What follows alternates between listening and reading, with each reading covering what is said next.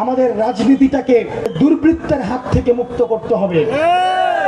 আমাদের রাজনীতিটাকে দুর্বৃত্তের হাত থেকে মুক্ত করতে হবে বলে মন্তব্য করেছেন কুমিল্লা ৪ আসনের সংসদ সদস্য হাসনাত আব্দুল্লাহ।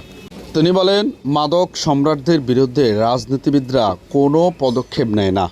বাজারে দ্রব্যমূল্যের দাম বাড়লে রাজনীতিবিদরা নীরব থাকেন, কারণ নির্বাচনের আগে রাজনীতিবিদরা ব্যবসায়িক সিন্ডিকেটদের কাছ থেকে চাঁদা তুলে নির্বাচনী কার্যক্রম পরিচালনা করে। নির্বাচনের পরে ওই ব্যবসায়িক সিন্ডিকেট জনগণের বিরুদ্ধে গিয়ে যখন দ্রব্যমূল্যের দাম বাড়ায়, তখন রাজনীতিবিদরা চোখে কাঠের চশমা পরে সংসদে শুধু প্রধানমন্ত্রীর গুণগানে ব্যস্ত থাকেন।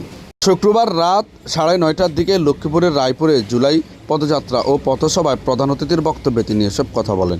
হাসনাত আব্দুল্লাহ বলেন, আমরা যখন সংসদে কথা বলতে চাই তখন স্পিকার আমাদের বলেন, এটা শাহবাগ স্কয়ার নয়, এটা সংসদ, এটা ভাবার দরকার নেই, আমরা শুধু সংসদে কথা বলবো।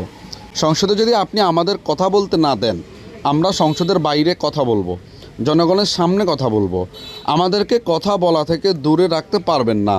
মনে রাখবেন, ভয় দেখিয়ে জয়কে বন্ধ করে রাখা যাবে না। এ সময় বক্তব্য রাখেন এনসিপির কেন্দ্রীয় কমিটির যুগ্ম আহ্বায়ক আলী আহসান জুনায়েদ, মাহবুব আলম, সংগঠক আরমান হুসাইন, চট্টগ্রাম বিভাগীয় সাংগঠনিক সম্পাদক SM সুজাউদ্দিন ও লক্ষ্মীপুর জেলা কমিটির আহ্বায়ক মাসুম বিল্লাহ প্রমুখ নেতৃবৃন্দ। প্রত্যেক মাসে বিল দিতে হয় না, প্রত্যেক মাসে বেতন দিতে হয় না।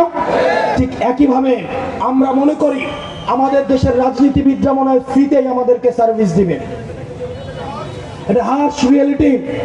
মনে রাখতে হবে, আপনার রাজনীতিবিদ, এই রাজনীতিবিদকে যখন আপনি বেতন দিয়ে পুষবেন, তখন ওই রাজনীতিবিদ আপনার হয়ে কথা বলবেন।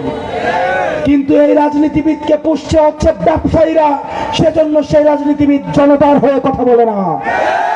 মনে রাখতে হবে, এই রাজনীতিবিদরা বন্ধু হয়েছে মাদক সিন্ডিকেটদের কাছে, সেজন্য সেই রাজনীতিবিদ আপনার হয়ে কথা বলে না। আমরা 6 জন এই সংসদে যারা গিয়েছি, আমাদের এনসিপির যারা প্রার্থী ছিল, জনতার পয়সা দিয়ে আমরা রাজনীতি করছি, সেজন্য সংসদে আমরা জনতার হয়ে কথা বলতে পারি। প্রিয় তরুণ প্রজন্ম, আপনার পয়সায় আপনার রাজনীতি হতে হবে। আপনি যদি মনে করেন ব্যবসায়ীরা রাজনৈতিক দল বানাবে আর সেই রাজনৈতিক দল আপনার জন্য চাকরির ব্যবস্থা করবে, সেই রাজনীতি কখনোই বাংলাদেশে সম্ভব না। আপনি যদি চান রাজনীতিবিদরা আপনার পক্ষে কথা বলুক, জনতার পক্ষে কথা বলুক, মাদক সিন্ডিকেটের বিরুদ্ধে থাকুক, তাহলে সেই রাজনীতিবিদকে আপনাকে পৃষ্ঠপোষকতা করতে হবে, আপনাদেরকে কথা দিতে হবে।